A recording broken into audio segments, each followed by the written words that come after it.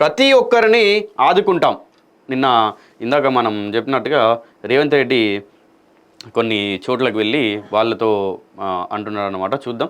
మొంతా తుఫాన్ వల్ల గుడిసెలు కోల్పోయిన వారికి ఇందిరమ్మ ఇల్లు ఇచ్చేలా ఎకరా పంట నష్టానికి 10,000, ఆవులు గేదెలు మృత్యువాత పడితే 50,000, మేకలు గొర్రెలకు 5,000 చెల్లించేందుకు చర్యలు తీసుకుంటాం సీఎం రేవంత్ రెడ్డి. మొంతా తుఫాన్తో 12 జిల్లాల్లో తీవ్రంగా నష్టం వాటిల్లింది. పంట నష్టం, ఆస్తి నష్టం, దెబ్బతిన్న రోడ్లపై వెంటనే నివేదికలు అందించాలి.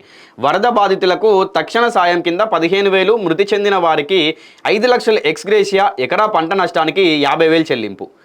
ఇసుక మేటలు తొలగించేందుకు ప్రణాళికలు. వరంగల్ వరద ప్రాంతాల్లో సీఎం ఏరియల్ సర్వే. కలెక్టరేట్లో అధికారులతో రేవంత్ సమీక్ష. ఓరుగల్లును త్వరగా పునరుద్ధరించాలి.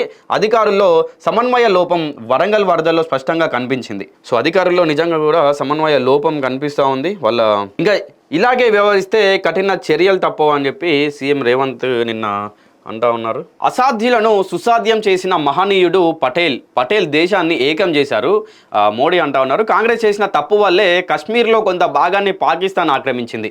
ఆపరేషన్ సింధు ద్వారా భారత్ బలాన్ని ప్రపంచం మొత్తం చూసింది. మన దేశం నిజమైన బలమేంటో ఆ ఉగ్రవాదులకు తెలిసింది.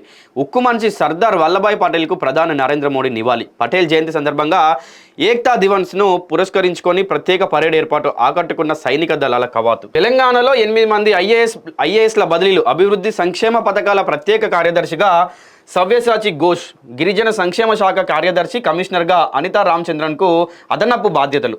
రవాణా శాఖ కమిషనర్గా కె ఇలంబంతిని నియమించిన ప్రభుత్వం. ఉత్తర్వులు జారీ చేసిన ప్రభుత్వం. ప్రధాన కార్యదర్శి కె రామకృష్ణారావు. సో ఇంకా ఇటు చూసుకుంటే జూబ్లీహిల్స్ నుండి నాకు ఒక కుడి భుజాన్ని ఇవ్వండి నిన్న అంటా ఉన్నారు రేవంత్ రెడ్డి. అంటే ఈ నవీన్ యాదవ్ను గెలిపించానని.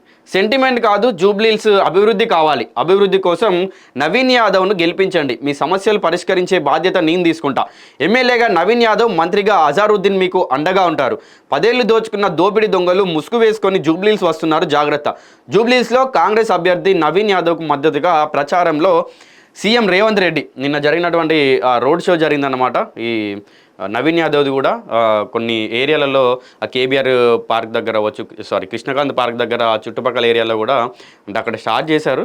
సో అక్కడ ఏంటంటే వీళ్ళు రేవంత్ రెడ్డి పాల్గొని చెప్తున్నాను అన్నమాట, కుడి భుజాన్ని ఇవ్వండి అని చెప్పి. రాష్ట్ర ప్రభుత్వం రైతులను విస్మరించింది. కొనుగోలు కేంద్రాల్లో సరైన వసతులు లేవు. కాంగ్రెస్ నాయకులు రైస్ మిల్లర్లతో కుమ్మక్కయ్యారు. ప్రభుత్వ ధాన్యం కొనుగోళ్లను కావాలని ఆలస్యం చేస్తుంది. చివ్వేలంలో వరి పంటలను పరిశీలించిన బీజేపీ రాష్ట్ర అధ్యక్షుడు ఎన్ రామచంద్రరావు.